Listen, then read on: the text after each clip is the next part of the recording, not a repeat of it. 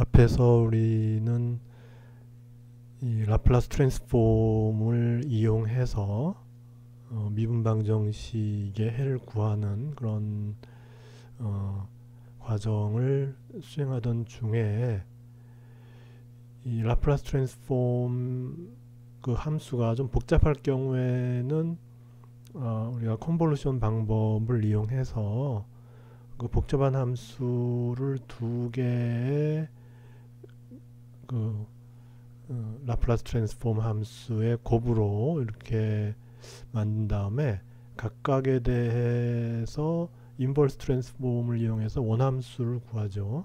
원함수를 구해서 그 원함수들을 가지고서 컨볼루션 형태로 만들어서 적분을 하면 그러면 솔루션이 나온다. 근데 요 example 2의 경우는 이 함수 자체가 또 분해가 되는 거였죠. 그래서 이제 이거 자체가 분해가 되니까 굳이 컨볼루션을 안 하더라도 이렇게 분해가 돼서 또 각자 또 이렇게 분해한 거 하나하나에 대한 우리가 인버스 라플라스 트랜스폼 함수를 아니까 그래서 이제 이렇게 각각에 대해서 구해줘도 된다 했는데, 그러면 이제 컨볼루션을 굳이 해야 되느냐는 그런 이제 말이 나올 수가 있는데, 그래서 그게 그 라플라스 트랜스폼 된 함수의 그 분해가 좀 쉽지 않은 그런 예를 하나 찾아봤어요. 그래서 그 448쪽의 그 프로그램 중에 이제 9번을 볼 것 같으면은 그 이제 라플라스 트랜스폼 함수가 이렇게 된 경우는 좀 분해하기가 까다롭죠. 그죠? 이건 3승이고 1승이니까 그 이제 분해하기가 까다로우니까 이런 경우는 바로 컨볼루션을 생각해 버리는 게 낫다는 거죠. 그래서 이걸 분해할 때는 우리가 앞에서 그 라플라스 트랜스폼을 할 때 p 3승이면은 분자가 2가 되면은 좋죠. 그죠? p 3승분의 2 이렇게 되면은 이것의 역 트랜스폼 된 원함수는 t제곱이 되고, 그 다음에 이제 요거 p 3승분의 2와 이제 곱이 되는 p 플러스 2분의 1은 우리가 역 트랜스폼 하면은 그 원함수가 익스포넨셜 마이너스 2t 이렇게 된다는 거죠. 그렇게 해서 요거 두 개를 이제 컨볼루션 해서 요 솔루션 yt를 구할 수가 있다. 그래서 구해보면은 여기도 마찬가지로 g 요쪽에 타우를 넣고 h 대신에 t 마이너스 타우를 넣은 거죠. 이렇게 넣어서 결국은 이제 이 적분은 타우에 대한 적분이니까 익스포넨셜 마이너스 2t는 끌어내고 요 적분을 해주면 되는 거죠. 0부터 t까지 타우 제곱에 익스포넨셜 2타우에 d타우 요걸 해주면 되니까 요걸 이제 해보는 거죠. 이제 부분 적분하면 되죠. 그죠? 그래서 요거의 적분 함수 곱하기 요거 원래 함수 마이너스 인테그랄의 적분 함수 곱하기 타우 제곱의 미분이니까 2타우 이렇게 해서 이제 구해 가는 거죠. 적분을 이제 구해 가다 보면 점점 요 타우의 이제 타우 제곱이었는데 시작할 때는 그것이 이제 차수가 낮아지죠. 그렇게 해서 한 번만 더 적분하면은 그러면은 또 이렇게 줄어들어서 이제 요거를 마지막으로 적분하면 그러면 이제 적분이 끝나죠. 그렇게 해서 결과가 이렇게 나오고 yt는 요 적분에 익스포넨셜 마이너스 2t를 곱한 거니까 여기다 익스포넨셜 마이너스 2t를 곱한 거예요. 그러면 여기 이제 2분의 t제곱이 되죠. 그래서 이제 4분의 1로 묶어주면은 이제 2t제곱 되고 요거는 마이너스 2t가 되고, 그 다음에 요거는 이제 4분의 1이니까 이제 1이 되고, 요거는 이제 마이너스 4분의 1에 익스포넨셜 마이너스 2t니까 이렇게 돼서 이제 그 이렇게 함수 라플라스 트랜스폼 된 함수가 이렇게 좀 복잡한 그런 분해가 잘 안 되는 그런 것처럼 보일 때는 바로 그냥 컨볼루션을 해주면은 이게 쉽게 이렇게 솔루션을 구할 수 있다 하는 거를 이제 알 수 있죠. 그렇게 해서 이 라플라스 트랜스폼의 컨볼루션에 대해서 했는데, 그러면 이 컨볼루션이 라플라스 트랜스폼만 있겠냐, 그럼 포리에 트랜스폼은 없겠냐 하는데, 포리에 트랜스폼도 있어요. 있는데 라플라스 트랜스폼과 약간 정의가 달라요. 그래서 그거는 여기서 보면서 그 다른 정의를 우리가 이제 익숙하게 받아들이면 이것도 마찬가지로 이제 그런 디퍼런셜 이퀘이션을 푸는데 이용될 수도 있는 것이죠. 그렇게 해서 우리가 그 앞에서 프리에 트랜스폼이라고 하는 거는 이제 여기서 이렇게 정의했어요. 이렇게 해서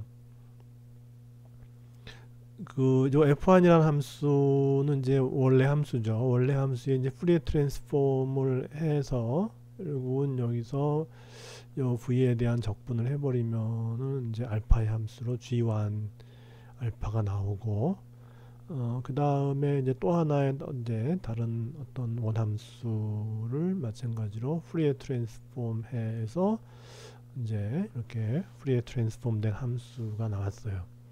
그래서 이제 아까 이제 곱이 어떻게 되느냐 하는 거였으니까, 그죠? 그래서 그 두 원함수의 콘볼루션의 저기 라플라스 트랜스포메이션은 이제 그 각각을 라플라스 트랜스폼 한 것의 곱이다, 이제 그렇게 된 거잖아요. 그러니까 여기도 이제 비슷한 결과가 이제 나온다는 거죠. 그래서 이것도 마찬가지로 이제 이미 여기서 이제 UV 이렇게 나눠놨으니까 이걸 하나로 이제 이렇게 합쳐보는 거죠.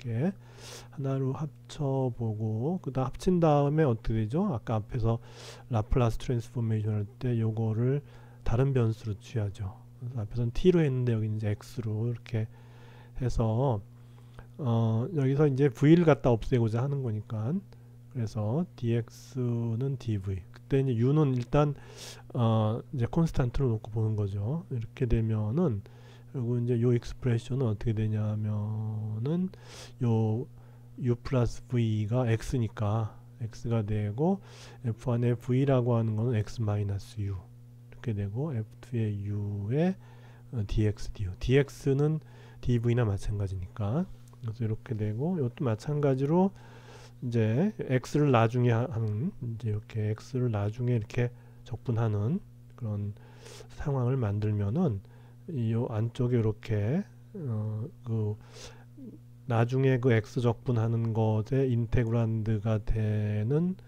이제 부분이 생기게 되는데, 이 부분의 모양이 우리가 앞에서 그 라플라스 트랜스포메이션을 이용한 그 컨볼루션의 형태와 유사하죠. 그죠? 그래서 이와 같은 푸리에 트랜스폼의 경우는 이 컨볼루션을 어떻게 정의하냐면은, 이건 이제 마이너스 무한대에서 플러스 무한대까지 f1의 x 마이너스 u, f2의 du 이렇게 정의해요. 아까 라플라스하고 좀 다르죠. 라플라스에서는 0에서 t까지였잖아요. 그죠? 0에서 t까지 뭐 g에 뭐 t 마이너스 u, 저기 t 마이너스 타우 뭐 이렇게 했죠. 다음에 h의 타우에 d 타우 뭐 이렇게 했잖아요. 그죠? 근데 여기서 이제 그 t 대신에 x가 되는 거고, 타우 대신에 u를 넣은 거예요. 그리고 이제 그 타우 대신에 이제 유적분인데, 유적분이 여기서는 마이너스 무한대에서 플러스 무한대예요. 아까 라플라스에서는 타우가 0에서 t까지 가죠. 그래서 이와 같은 푸리에 트랜스폼의 경우에는 컨볼루션을 이와 같이 정의를 하면 돼요. 그러니까 정의하는 대로 그냥 그대로 이제 그걸 토대로 해서 그 인테그랄을 전개해 주면 되는 거죠. 그래서 앞에서의 라플라스 트랜스폼에서의 컨볼루션의 정의와 푸리에 트랜스폼에서의 컨볼루션의 정의가 다르다. 그렇지만은 상관없다. 정의한 대로만 이용하면 돼요. 그죠? 이렇게 정의가 되는 거예요. 그래서 여기는 똑같은 이제 어떤 노테이션을 썼지만은 푸리에 트랜스포메이션은 요 두 함수의 컨볼루션이 일단 요 모양은 똑같죠. 모양은 이제 이 라플라스 트랜스폼하고 모양이 똑같은데 이 구간이 다르죠. 제로에서 t였는데 이제는 마이너스 무한대에서 플러스 무한대 이렇게 다르다는 거죠. 그렇게 해서 결국 이제 요 부분이 뭐냐면은 이 이제 ফু리에 트랜스폼에서의 이 두 함수 f1, f2의 그 컨볼루션인 거죠. 그러니까 그 컨볼루션된 함수의 또 ফু리에 트랜스폼이 되는 거죠. 그죠? 우리가 이 ফু리에 트랜스폼을 토대로 이제 이와 같은 그 컨볼루션을 정의해서 결국 이제 그러면은 이제 그 f1이라는 함수의 ফু리에 트랜스폼 g1, f2라는 함수의 ফু리에 트랜스폼 g2의 곱은 바로 f1, f2의 컨볼루션의 ফু리에 트랜스폼을 한 다음에, 근데 여기 중요한 게 여긴 2파이의 제곱이니까, 근데 ফু리에 트랜스폼은 2파이분의 1이죠. 그죠? ফু리에 트랜스폼의 정의는 여기서는 2파이분의 1 이렇게 했는데 여기는 2파이 제곱이니까 그거를 분해해서 여기 이제 2파이분의 1에 요 부분은 바로 이 ফু리에 트랜스폼 C의 컨볼루션 이거 그걸 갖다가 다시 또 ফু리에 트랜스폼 한 거에 2파이분의 1을 하면은 그게 바로 뭐냐 하면은 요 각각의 그 이 ফু리에 트랜스폼 된 함수의 곱이 된다는 거예요. 그러니까 아까 라플라스에서는 요 2파이분의 1이라는 게 없었죠. 없었는데 ফু리에에서는 2파이분의 1이 있게 된다는 거예요. 이렇게.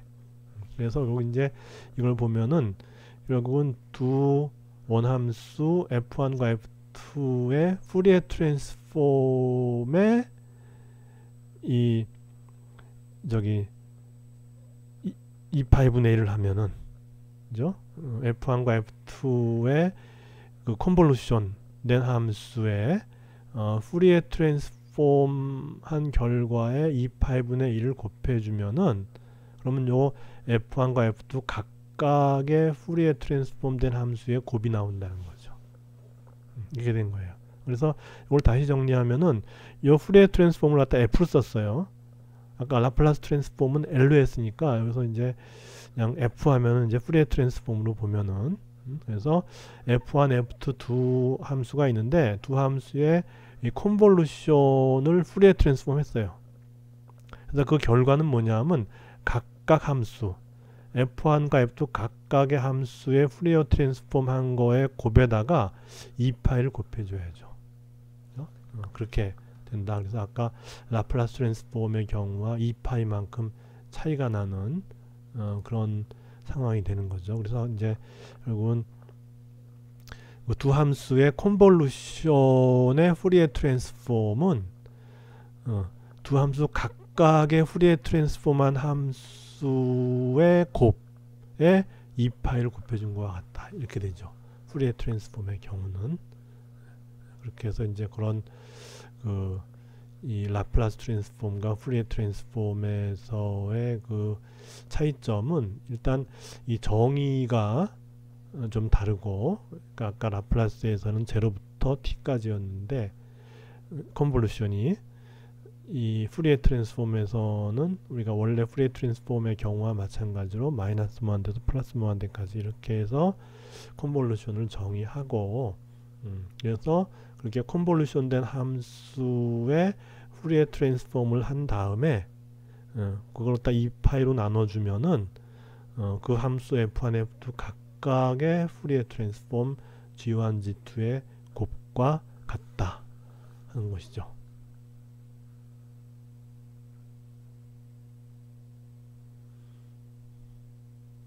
그래서 이제 이 디렉 델타 펑션으로 넘어가는데, 갑자기 델타 펑션이 왜 나오나 하는데, 이제 뒤로 가다 보면은 앞에서 했던 ফু리에 트랜스폼 이런 것들하고 연결이 돼요. 그래서 이제 일단은 이 함수가 뭔지를 알아본 다음에 나중에 이제 우리가 이제 푸리에 트랜스폼과 연관성 이런 거에 대해서 우리가 이제 알아보면 되는 것이죠. 물론 라플라스 트랜스폼하고도 이제 연관성이 있어요. 둘 다 연관성이 이제 있는데 일단 정의를 한 다음에 추후에 이런 그 트랜스폼들과의 연관성에 대해서 우리가 이제 생각해보는 시간을 이제 가지게 돼요. 그래서 우리가 이제 이 디렉 델타 펑션을 정의할 때 이제 임펄스를 이용해서 했는데 뭐 나쁜 아이디어는 아닌 것 같고, 그래서 임펄스라고 하는 거를 우리는 이제 충격량이라 그러죠. 충격량이라 함은 이제 힘이 가해지는데 힘이 가해지는 그 시간 동안 이제 힘을 갖다가 적분해 줘야 되는데 이 힘이 이제 변할 수가 있는 거죠. 예를 들어서 우리가 뭐 야구 배트로 야구공을 치는데 요즘에는 그 비디오가 발달해서 이제 슬로우 비디오로 보면은 야구 배트의 야구공이 맞는 그 순간을 짧은 시간 뭐 10분의 1초, 뭐 20분의 1초 이런 식으로 해서 짧게 쪼개서 이렇게 볼 수가 있는데, 그때 보면은 그 야구뱃이 공을 임팩트하는 그런 순간에 공이 뭐 일그러지기도 하고 뭐 이제 그런 걸 자세히 볼 수 있죠. 그래서 실제로 그 야구 배트가 그 이제 공에 가하는 그 임펄스는 사실은 그 계산하기가 이제 쉽진 않죠. 왜냐하면 그 임팩트하는 거 당시에 요 힘이 사실은 상당히 아주 델리케이트하게 짧은 시간 동안에 델리케이트하게 변하죠. 뭐 우리가 그 시간을 이제 요즘에는 뭐 상당히 그 정확하게 그 임팩트 시간을 뭐 측정할 수 있는데 굉장히 짧죠. 뭐 한 10분의 1초, 20분의 1초 뭐 그런 정도의 오다로 이제 그것이 바로 이제 T0와 T인 거예요. 그 시간의 차이가, 그러니까 임팩트 하는 순간이 T0고 이제 그 야구공이 야구 방망이에서 멀어지기 시작하는 그 순간이 T예요. 그래서 그 이제 야구뱃이 야구공에 가하는 충격량 임펄스는 그 이제 폴스 함수를 갖다가 그 두 시간 간격 사이에 적분해 주면 되는데, 요것도 딱 닿는 순간을 또 잘라서 보면은 굉장히 그 함수가 변하죠. 우리 그 일반 물리책에 보면은 뭐 시간에 따라서 뭐 이 힘이 뭐 이렇게 변한다고도 하죠. 이렇게 변하죠. 그죠? 그래서 뭐 T0일 때 여기 이제 힘이 저기 T0일 때 힘이 가해지기 시작해서 뭐 이제 최대가 되는 시간이 있을 것이고, 이제 T가 되면은 완전히 이제 힘이 사라지는, 왜냐하면 야구공이 야구 배트에서 멀어지기 때문에 뭐 그렇게 해서 우리는 결국은 이제 요 면적, 다시 말해서 요 F를 갖다 T에 대해서 적분한 요 면적이 바로 그 야구뱃이 야구공에 가하는 충격량이다, 이렇게 되죠. 그래서 요거를 이제 적분을 생각해 보면은 힘이라고 하는 거는 그 야구공의 질량 곱하기 야구공의 가속도 이렇게 볼 수 있으니까, 이렇게 해서 적분을 하다 보면은 여기 이제 dt 이렇게 상쇄가 되고, 그렇게 해서 이제 t에 대한 적분이 b에 대한 적분이 되고, 따라서 이제 t0일 때 야구공의 속도가 v0, t일 때 v라면은 결국 이제 이렇게 해서 충격량이라고 하는 거는 운동량의 변화량이다, 이렇게 이제 하는 거죠. 그렇게 해서 그 책에 그림 11-1을 볼 것 같으면은 이제 이렇게 그림을 그렸죠. 이제 운동량을 이렇게 이 y축이 운동량 축이에요. 운동량축이고 이제 x축이 이제 시간인데 여기 이제 t0에서 임팩트가 가해지기 시작해서 이게 t가 되니까 이제 시간 t가 되니까 운동량이 여기에 그 운동량이 지금 mv0예요. 그죠? mv0에서 이제 여기가 이제 그 t0에서의 운동량이 mv0였고 t에서의 운동량이 mv예요. 이렇게 해서 운동량이 mv0였다가 mv로 갑자기 이렇게 점프하는 이런 상황이 된다. 이렇게 이제 그림을 그려놨죠. 책에서는. 그리고 mv0와 mv 사이의 차이를 갖다가 하나라고 보자는 거예요. 하나. mv와 mv0의 차이를 하나라고 보자는 거죠. 1이라고. 왜냐하면 이제 델타 펑션을 정의할 때 그 1이라는 숫자가 필요하기 때문에 그런 거죠. 그래서 근데 워낙에 이 순간이 짧으니까 우리가 그 좀 이 거시적인 관점에서 보면은 t는 t0에 매우 가까워요. 그래서 이게 둘이가 가까워지죠. 가까워져서 이것이 t와 t0가 매우 가까워지면은 이 함수는 어떻게 되냐면은 거의 이제 이 여기에서 여기로 한 계단만큼 이렇게 점프하게 되는 거죠. 그죠? 하나의 계단만큼 점프한다 이거죠. 그래서 그거 갖다 이제 한 계단만큼 요 차이가 1이었으니까 한 계단만큼 올라간다 이제 그런 의미로 유닛 스텝이라 그래요. 그렇게 해서 이 t가 t0로 접근할 때 결국 요 운동량 함수는 유닛 스텝 펑션이 된다는 거죠. 그렇게 되고 요 운동량 함수를 얻기 위해서 ft를 적분했으니까 요 ft란 함수는 요 운동량 함수의 미분 함수가 되는 거죠. 그죠? 그래서 t0가 t에 접근할수록에 이 ft라는 함수, 즉 힘 함수는 요 운동량 유닛 스텝 펑션의 시간에 대한 미분치가 된다는 거예요. 그래서 그걸 갖다 이제 표현하면 어떻게 되냐면은 이제 t가 t0로 접근할 때 이 폴스 펑션은 이렇게 표현된다. 델타의 t-t0 이렇게 해서 이걸 갖다가 디렉 델타 펑션이다 이렇게 얘기를 하는 거예요. 그래서 결국 이제 이 디렉 델타 펑션이라고 하는 거는 유닛 스텝 펑션의 변화율이에요. 변화율인데 지금 t와 t0의 간격이 무한히 좁아져서 엄청 작은데 이 함수 값은 1만큼 띄었으니까 그 변화율은 무한대로 가겠죠. 그죠? 그래서 우리가 이제 t0와 t가 이제 거의 접근해서 거의 같다고 했을 때 상황이 어떻게 되냐면은 유닛 스텝 펑션의 경우에는 t0까지는 0으로 있다가 갑자기 하나만큼 증가하죠. 이렇게 스텝만큼 1만큼 이렇게 증가하는 이제 그런 상황을 갖다가 이제 우리는 유닛 스텝 펑션이라 그러고 그걸 갖다 이제 유닛 스텝 펑션의 u를 따서 u의 t-t0라고 하는 함수는 뭐냐면은 t가 t0보다 작을 때 t가 t0보다 작을 때는 0이다가 t가 t0보다 클 때는 1이 돼요. 그러니까 어떻게 되죠?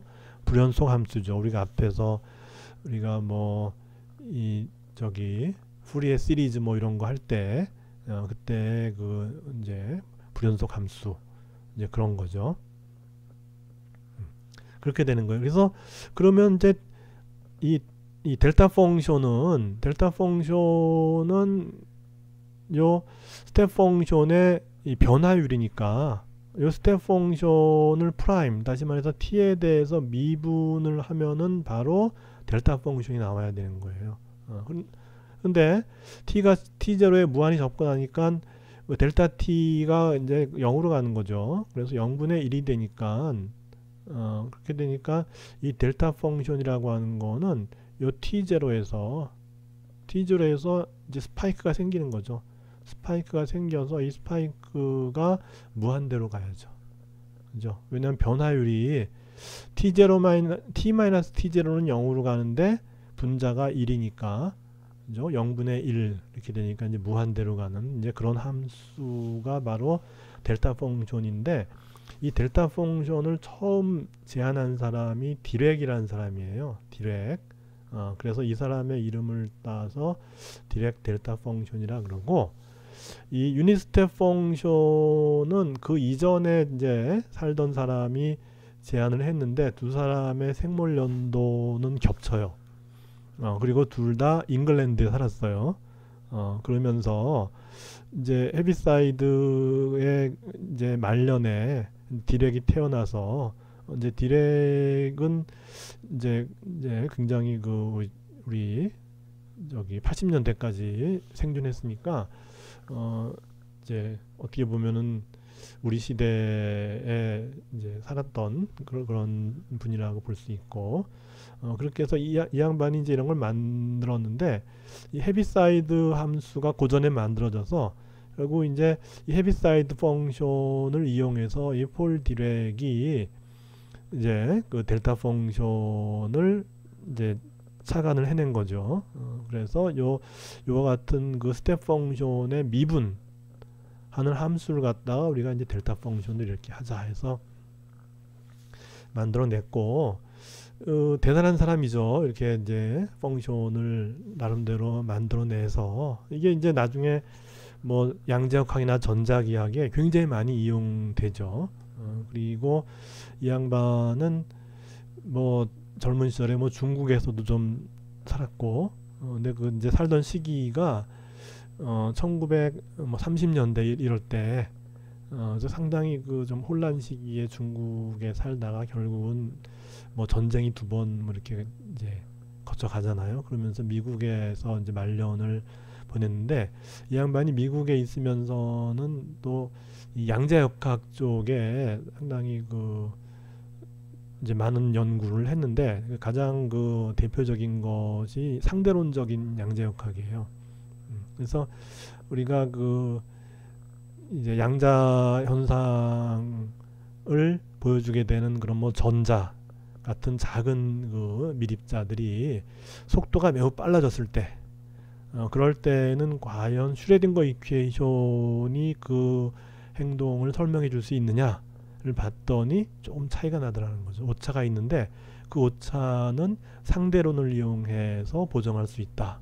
그래서 상대론과 양자론을 연결시키는 이 상대론적 양자역학의 창시자이고, 그래서 그 미립자의 속도가 빠를 경우에는 슈레딩거 이퀘이션을 풀기보다는 이 디렉이 만든 디렉 이퀘이션을 풀어야지만이 이 관측 결과와 이 슈레딩거 이퀘이션의 예측 결과의 차이를 설명해 줄 수 있다. 그것의 그 원인은 입자의 속도가 빠르기 때문에 나타난 것이다. 이런 것들을 예측을 했는데 실제로 다 맞았어요. 그러니까 대단하죠. 그래서 이 상대론적인 양자역학은 특히 내가 지난번에 한번 언급한 적이 있는 것 같은데, 아인슈타인이 이제 상대론의 대가이면서 양자역학을 싫어하는 바람에 굉장히 이제 좀 그 이제 양자론을 이제 공부하는 사람들이 상대론을 이렇게 이제 그거를 접목시키기가 쉽지가 않았는데, 이 아인슈타인이라는 이제 대단한 사람이 버티고 있으니까 좀 그랬는데, 이 디렉은 그런 거 신경 안 쓰고 그렇게 저기 양자론과 상대론을 이렇게 접목시켜 갖고 지금은 뭐 다 이제 받아들이는, 다 이제 실제로 그 이제 상대론도 굉장히 중요한 그런 그 이론이고, 그 양자론도 결국 이제 상대론과 연결될 수 있다는 이제 그런 거를 이제 보여준 사람이죠.